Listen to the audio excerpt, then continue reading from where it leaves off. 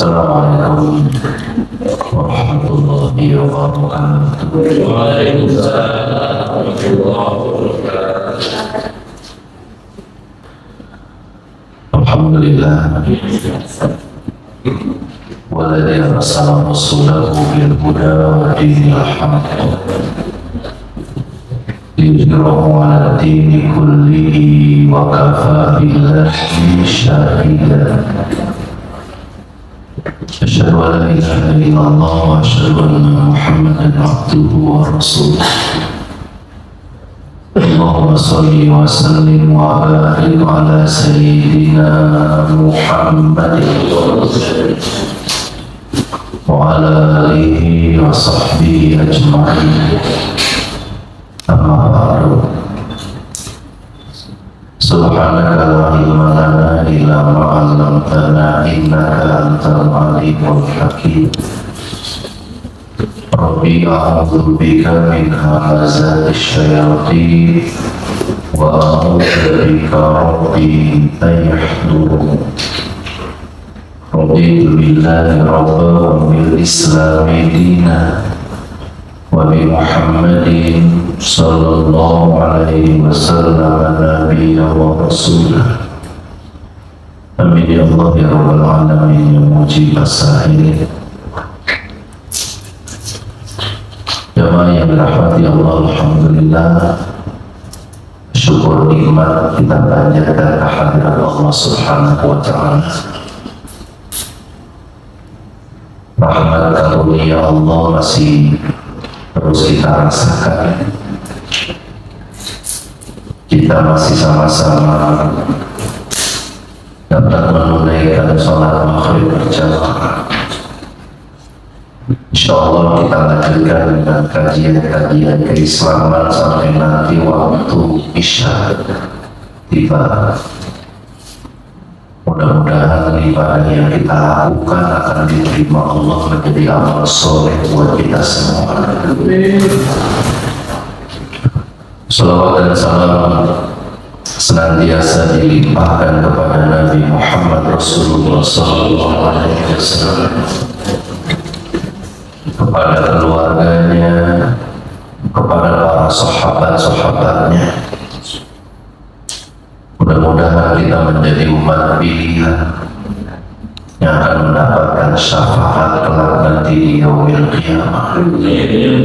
Amin ya Allah ya rabbal alamin ya mujib as-sa'ilin. Sudah melewati pertengahan bulan Sya'ban. Rasulullah SAW bersabda, bulan Sya'ban itu bulan yang dilupakan oleh umatku.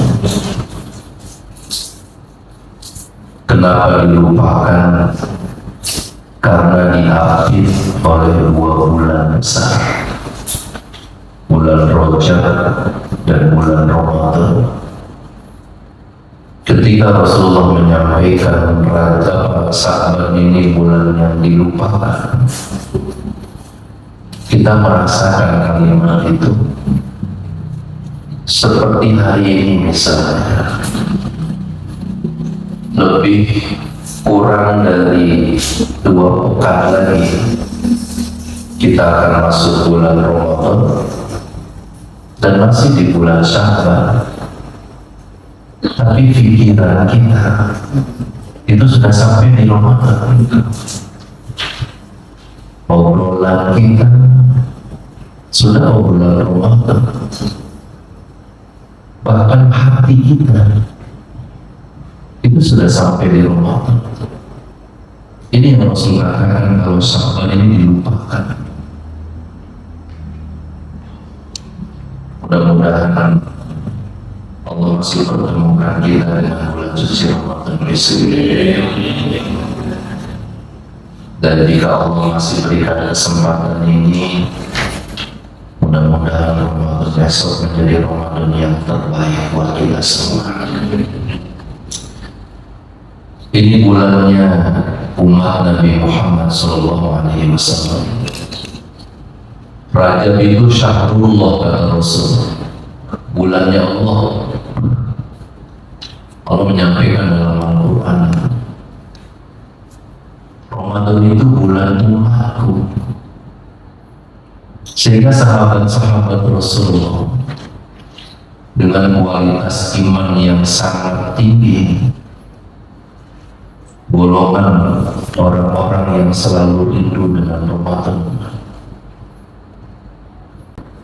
Kerinduan itu terbukti dengan kolbu-kolbu para sahabat yang ketika hendak datang Ramadan itu kebahagiaannya sampai memuncak, bahagia sekali. Dan ternyata ini menjadi sunnah nomor satu ketika mau menghadapi Ramadan. Sunnah nomor satunya bahagia. Ini sunnah para sahabat yang nggak perlu perbuatan apa-apa, kita nggak perlu action apa-apa, hanya butuh rasa di dalam kolbu, dan itu nggak bisa dibuat-buat. Hanya orang-orang beriman yang berilmu yang akan merindukan itu. Yang kedua misalnya, dalam banyak riwayat disampaikan, ketika para sahabat berada di hari terakhir Ramadan, puasa hari terakhir di Ramadan itu, di hadapan mereka sudah ada airnya untuk berbuka, ada kurmanya, ada roti misalnya. Ketika datang waktu maghrib, mereka hanya memandang ini. Dia tidak berani mengambil air untuk diminum. Dia tidak berani ambil kurmanya untuk dimakan.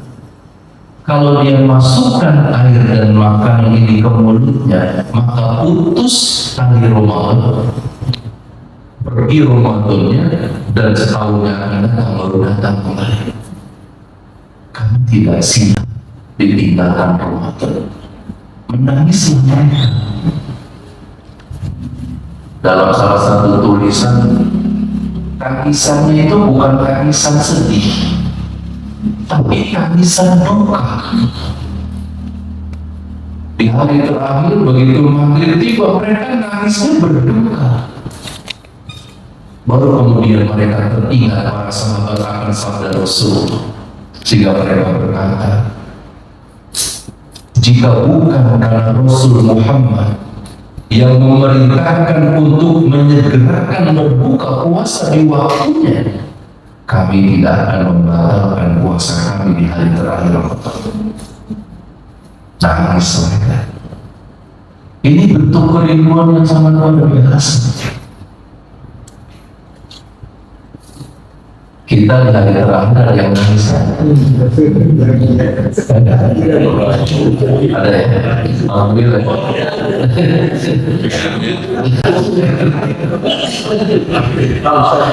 Pikirin kamu gitu. Tapi tangisnya sama dengan sahabat gitu. Ini satu kerinduan gitu. Kalau kita membaca tentang keutamaan dan fadilahnya, itu gak akan habis-habisnya kita bahas itu. Dan satu hadis yang menjadi bacaan kita pada malam hari ini, ternyata salah satu alasannya di situ surga merindukan kita. Pantas kemudian tingkat kerinduan sahabat itu begitu luar biasa ketika hendak datang Ramadan, dan ketika sudah berada di dalamnya, sedikit pun mereka tidak menyia-nyiakan kesempatan itu. Lihat 10 hari terakhir, apa kata Rasulullah, tinggalkan rumah-rumah kalian. Itu bahasa sunnahnya. 10 hari terakhir, tinggalkan rumah-rumah kalian. Mereka beritikaf di masjid. Itu salah satu bentuk betapa mereka tidak ingin ditinggalkan Ramadan.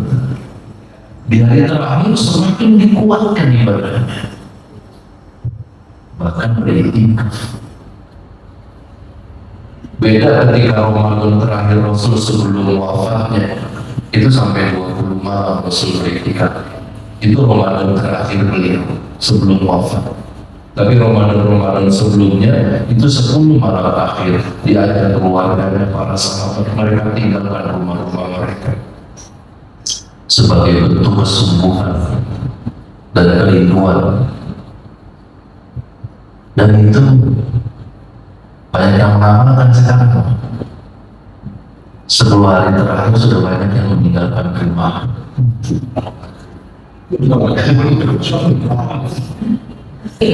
Ini Masya Allah, kita ingin mengajak bagaimana kita punya potensi keimanan, kualitas yang ada dengan apa yang pernah diperhatikan oleh para sahabat-sahabat Nabi.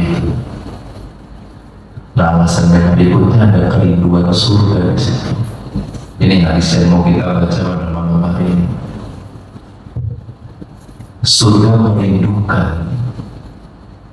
Kalau ada keluarga kita merindukan kita, tentu kita senang.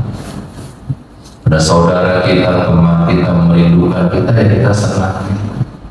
Pertanyaannya, bagaimana jika yang merindukan kita itu surga? Dan ini tokohnya itu sahabat terbaik Rasulullah SAW, yaitu Abu Bakar Siddiq. Rasulullah bersabda, 8 pintu surga nanti di akhir semuanya akan berteriak memanggil-manggil Abu Bakar Siddiq. 8 pintu surga itu semuanya pengen, rindu dimasuki oleh Abu Bakar Siddiq. Masya Allah, betapa mulianya sahabat itu. Sampai Rasul pernah bersabda, sekiranya Allah belum menutup pintu kenabian, jika masih ada lagi nabi setelahku, kata Rasul, maka dialah Abu Bakar yang akan dilantik menjadi nabi. 8 pintu surga memanggil-manggilnya nanti di akhirat. Kita nggak usah 8-8-nya, ada 1 pintu saja.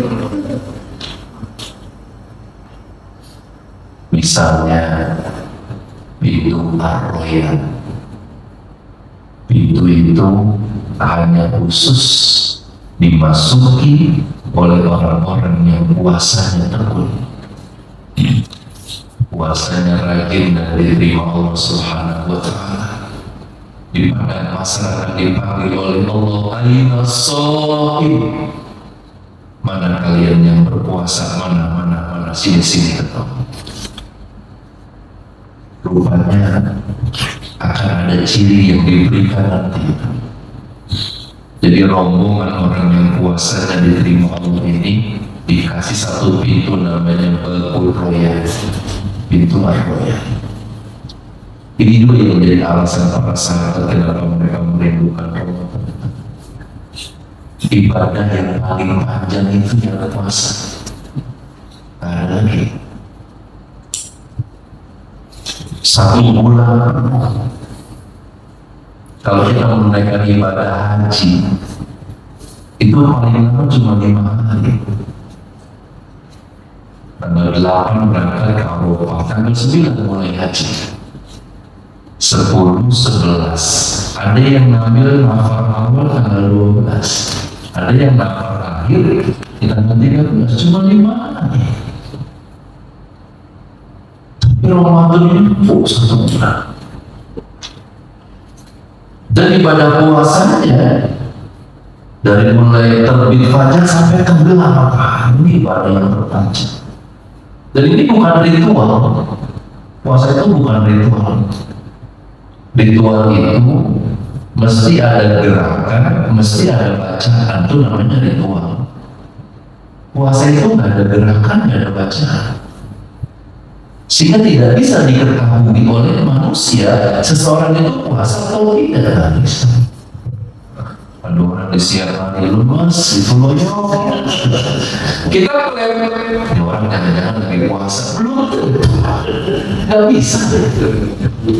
Murni nggak bisa. Kita nggak bisa klaim. Atau sebaliknya ada pekerja kasar yang tengah terik matahari di siang hari, begitu bersemangatnya. Kita bisa mengatakan, jangan-jangan dia nggak puasa. Belum tentu. Nggak kelihatan ibadah yang satu ini. Sehingga ini sebuah ibadah yang sangat Masya Allah dirindukan. Baik, kita baca hadisnya.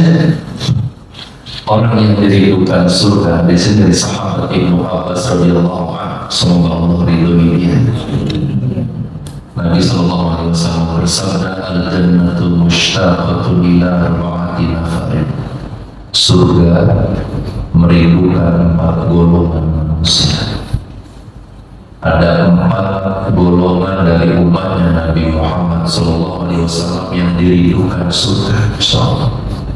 1, talil Quran, orang yang selalu membaca Al-Quran.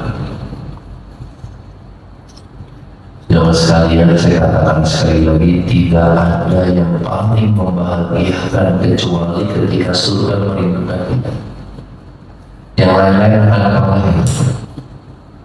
Orientasinya adalah mungkin kita senang dirindukan orang lain, saya katakan tadi, tapi tidak sebahagia, tidak setentram, tidak setenang kalbu kita ketika sudah merindukan kita. Nomor 1 kata Rasulullah, talil Quran, membaca Quran. Kalimatnya tali itu tilawah. Nanti kita dapatkan pada ayat ke-29 surah 35 surah Fatir. Innal ladzina yatluna kitab Allah, sesungguhnya orang-orang yang selalu membaca kitab Allah, Al-Quran. Kalimatnya yatluna itu tali tilawah. Perintahnya kita dapatkan di surah Al-Ankabut. Utlu ma uhiya ilaika minal kitab. Utlu, bacalah. Itu perintahnya. Tali yatluna utlu itu tilawah. Jadi orang yang dirindukan surga adalah nomor 1, orang yang selalu bertilawah Al-Quran. Apa itu tilawah? Kita membaca Al-Quran, kita nggak ngerti apa yang kita baca, itu namanya tilawah. Kita belum paham tafsir ayat yang kita baca, itu namanya tilawah. Kita baca ayatnya, membacanya terbata-bata, nggak lancar, tapi terus baca, itu namanya tilawah. Ini perintahnya tilawah, baca saja, walaupun belum paham, walaupun belum ngerti, baca, walaupun terbata-bata, tetap baca. Kata Rasulullah, kalian akan mendapatkan 2 pahala. Jadi orang yang membaca Al-Quran kemudian membacanya terbata-bata, tidak lancar, itu pahalanya 2. 1 pahala membaca, 2 pahala bersungguh-sungguh. Walaupun berat lisannya, tetap dia baca. Insya Allah. Ini nomor 1.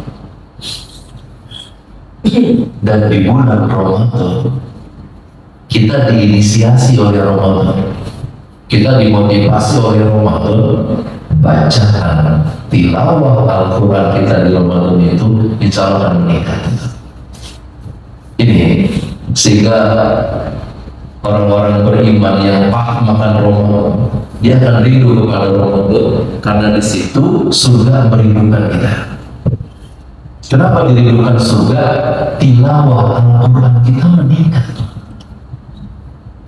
Dan mulai dari situ, sehingga disebut dengan Syahrul Quran. Ramadan itu bulan Al-Quran. Syahrul Ramadan alladzi unzila fihi al-Qur'an. Kali pertama Al-Quran diturunkan itu bulan Ramadan, ketika Nabi sedang di Gua Hiro. Pada malam itu pertama kali teks pelantikan Muhammad menjadi Nabi. Teksnya berbunyi, Iqra bismi rabbikal ladzi khalaq, khalaqal insana min 'alaq, Iqra wa rabbukal akram alladzi 'allama bil qalam 'allamal insana ma lam ya'lam. Itu teks pelantikan Muhammad menjadi Nabi. Kalau teks pelantikan Muhammad menjadi Rasul itu ya ayyuhal mudaththir fa'andir wasiyar al-fatwah. Itu teks pelantikan Muhammad menjadi Rasul. Ketika menerima Al-Qalam 1 sampai 5 di Gua Hiro, bulan Ramadan itu belum ada. Ya, belum dong. Terus dari mana landasan kita bisa mengatakan kalau Al-Quran itu turunnya pada 17 Ramadan? Pesan yang Allah sampaikan sebagai berita itu Syahrul Ramadan alladzi unzila fihi al-Qur'an. Di bulan Ramadan itu Al-Quran diturunkan. Oke, ayatnya di bulan Ramadan. Terus tanggal 17 kita dapat dari mana? Nanti munasabahnya kita dapatkan di surah yang berbeda. Di surah Al-Anfal kalimatnya yaumal furqan, yaumal taqal jam'an. Al-Quran itu diturunkan pada hari Al-Furqan. Apa itu hari Al-Furqan? Yaumal taqal jam'an, hari bertemunya dua pasukan. Apa maksudnya? Ketika pasukan muslimin bertemu dengan pasukan kafirin di suatu kampung yang bernama Badar, yaitu ketika terjadinya perang Badar, hari bertemunya dua pasukan, hari itu disebut hari Al-Furqan. Dulu Al-Quran turun itu seperti ini harinya, itu jatuh pada Jumat 17 Ramadan. Itu munasabahnya kita dapat di situ. Anzalnahu mubarakun. Al-Quran diturunkan mengandung keberkahan, sehingga Ramadan disebut bulan barokah. Yang pertama kan bulan Quran itu. Ini yang pertama. Baca Quran. Kaidahnya begini. Selalu meluangkan waktu untuk membaca Al-Quran, jangan menunggu waktu luang. Itu kaidahnya. Luangkan waktu, bukan menunggu waktu luang. Karena kalau menunggu waktu luang, nggak dapat ada aja, mesti ada aja. Santri di pesantren saya ini, mereka khusus tahfidz Al-Quran. Mereka menghafal. Ketika mereka murojaah atau ketika semaan misalnya, ada santri baca, tiba-tiba memori hafalannya mentok. Kemana disambungan ayatnya itu? Nggak tembus di memori. Kemana terus? Kita lihatkan ya. Kemana dia berputar di memori hafalan? Mentok. Dia berkata begini, Bang, saya lupa ayatnya. Maka saya marah. Karena dilarang dalam adab kita mengatakan saya lupa ayatnya. Itu dilarang sekali. Tak boleh. Saya lupa ayat itu, saya nggak ingat ayat itu dilarang. Yang boleh aku dilupakan oleh ayat itu. Ini pernah terjadi pada sahabat Umar bin Khattab. Ketika di hari wafatnya Rasulullah, Di kamar Aisyah, sahabat di sekitar Nabawi sudah menunduk mereka berduka karena berita dari dalam kamar Rasul sudah wafat di hari Senin di waktu duha.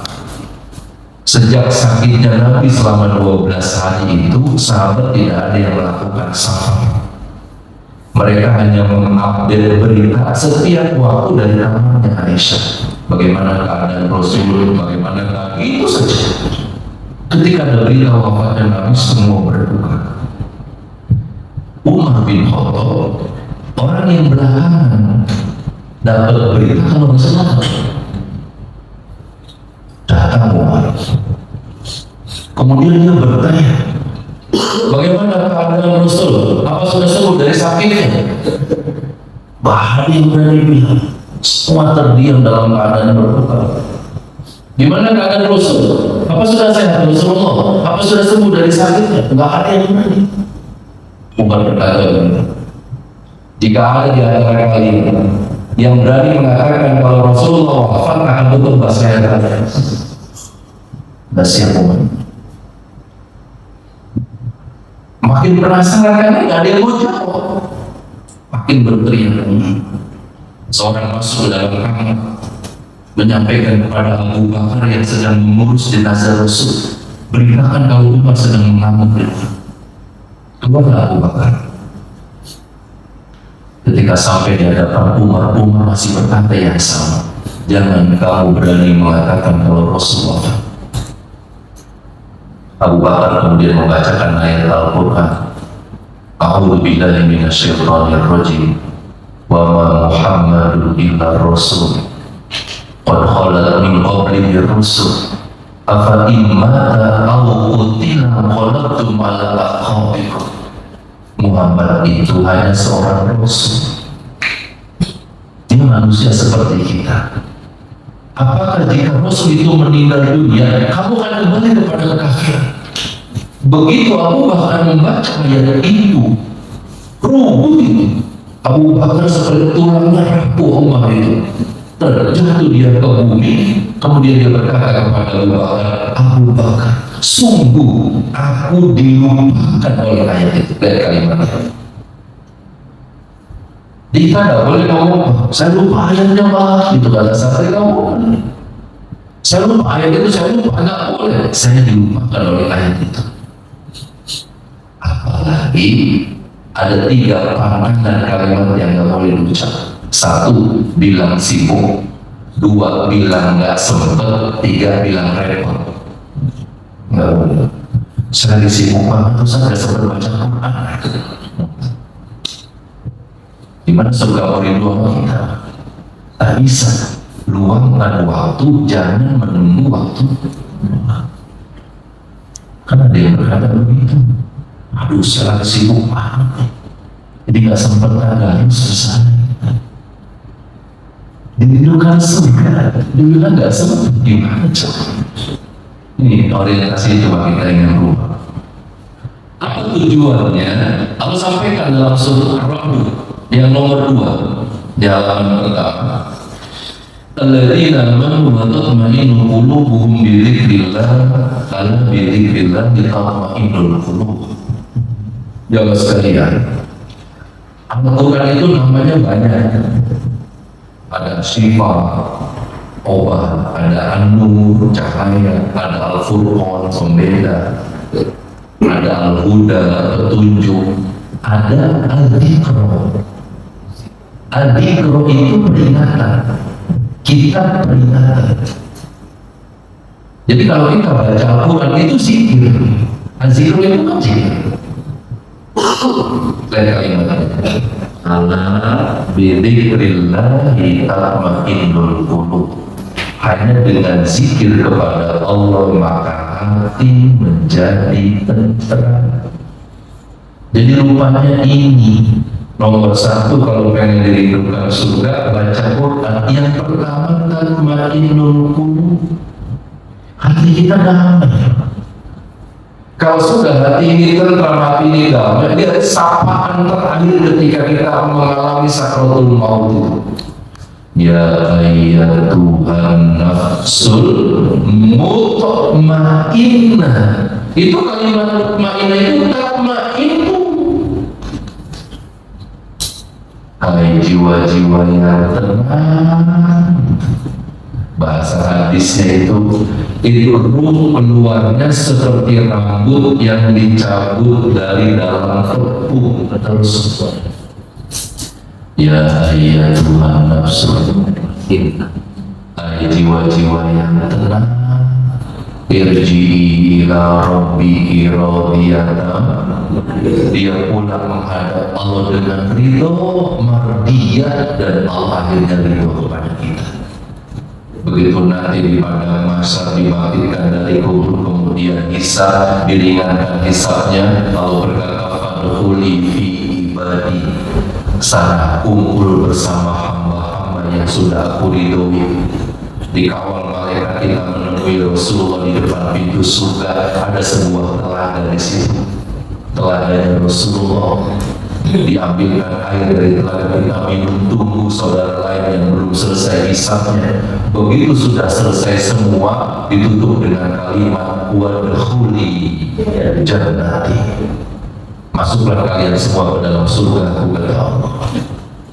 Dari mana awalnya? Ayat Tuhan nafsul mutmainnah, ada ketenangan jiwa.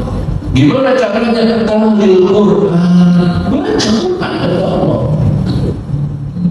Kalau kajian bulan lalu kan masuk masjid tuh ya, kajian Isra Mi'raj kemarin kan, sholat masuk masjid, hati akan datang. Nah itu di bulan Rajabnya siapkan semuanya masuk masjid. Nah begitu masuk di Ramadan ditingkatkan baca Quran, karena Imam Qulub dibikin mantra kita. Kalau selalu baca Quran. Sebaliknya, jika kita mengabaikan Al-Quran, kita lihat yang nomor 3 surat Toha ayat 124 sampai 126. Wa man a'radu an dzikri, kalimatnya dzikri itu zikr. Siapa yang berpaling dari peringatanku, siapa yang berpaling dari adzikro, siapa yang berpaling dari Al-Quran, fa inna lahu ma'isyatan dhanka, pasti dia akan menjalani hidup di dunia dengan sempit. Maksudnya siapa yang berpaling dari Al-Quran, hidup di dunianya sempit, ma'isyatan dhanka. Apanya yang sempit? Qalbunya yang sempit. Kalau tadi dibacakan tatmainnul qulub, ketika kita abaikan Al-Quran, kita tidak peduli dengan Al-Quran, itu yang muncul ma'isyatan dhanka, sempit hati. Bagaimana ciri-cirinya? Orang yang hatinya sempit ada 3. 1, tidak bisa bersyukur atas nikmat Allah. Yang kedua, tidak bisa sabar atas ujian Allah. Yang ketiga, tidak bisa tawakal. Kalau di hatinya nggak bisa bersyukur, makanya Anda berkeluh kesah. Itu jadi orang yang hatinya sempit berkeluh kesah. Innal insana khuliqa halu'a, sifat dasar manusia itu berkeluh kesah. Tapi ketika membuka Al-Quran, kita baca, hilang sifat itu, karena ada tatmainnul qulub, dibikin apa hati kita oleh Al-Quran. 2, tidak bisa sabar. 3, tidak bisa pasrah. Nanti hadis kutsinya mengatakan begini, man lam yarda bi qada'i, siapa yang tidak ridho dengan ketentuanku, walam yashkur bi nikmati, siapa yang tidak bersyukur atas nikmatku, walam yasbir bi balai, dan siapa yang tidak sabar atas cobaanku, falyakhlu tahtas samai, keluarlah dari kolong langitku, waliyatlub robban siwai, dan cari Tuhan yang lain selain daripada aku. Kalimatnya falyakhlu tahta samai, keluar dari kolong langitku. Mau kemana? Kalau suruh pindah planet masih bisa, tapi kalau keluar dari kolong langit nggak bisa. Wal yatlub rabban siwai, dan cari Tuhan yang lain selain daripada aku. Sebabnya kenapa sempit? Karena kita tidak peduli dengan Al-Quran. Sempitlah hati kita. Ketika sempit, muncul usiran tadi. Ini kalimatnya jadi bisa kita maknai dengan kiasan. Keluar dari kolong langitku, cari Tuhan yang lain. Artinya apa? Artinya Allah akan jauh dari kita. Gimana hati mau tentram kalau Allahnya jauh? Nggak mungkin. Kan yang bikin tentram bizikrillah, Allahnya hadir, maka akan tentram hati kita. Tunjukkannya wa nahsyuruhu yaumal qiyamati a'ma. Wa nahsyuruhu itu mahsyar, nanti dikumpulkan, tempat kumpul bahasa Arabnya bernama mahsyar. Nanti dikumpulkan yaumal qiyamah, pada hari kiamat, a'ma, dalam keadaan buta, kedua matanya. Na'udzubillah. Di dunia hidupnya sempit, begitu hari kiamat dibangkitkan dari kubur, kedua matanya dibutakan. Apa sebabnya? A'radu an dzikri, karena berpaling dari Al-Quran. Al-Quran dari baca, dari pelajaran, tidak diamalkan, dibangkitkan dalam keadaan buta. Protes dia kepada Allah di ayat berikutnya. Qala rabbi lima hasyartani a'ma wa qad kuntu basira. Ya Tuhanku, kenapa kau kumpulkan aku dalam keadaan buta? Karena waktu di dunia aku bisa melihat. Protes. Kalau kemudian jawab, qala kadzalika atatka ayatuna fanasitaha wa kadzalika al-yawma tunsa. Demikian kata Allah, dulu waktu di dunia aku datangkan ayat-ayatku, tapi kau lupakan. Wa kadzalika al-yawma tunsa, dan sekarang aku pun lupakan kamu. Belajar dibutakan. Alhamdulillah. Jadi banyak orang-orang yang di dunia ini ketika hidup matanya melihat, tapi ketika dibangkitkan dari kubur dibutakan. Siapa mereka? Orang-orang yang tidak peduli dengan Al-Quran. Atau sebaliknya, tidak sedikit juga yang di dunia kedua matanya buta, dia tunanetra, tapi ketika dibangkitkan nanti Allah sempurnakan penglihatannya. Masya Allah. Suatu hari saya pernah bersama beberapa sahabat diajak berkunjung ke sebuah pesantren.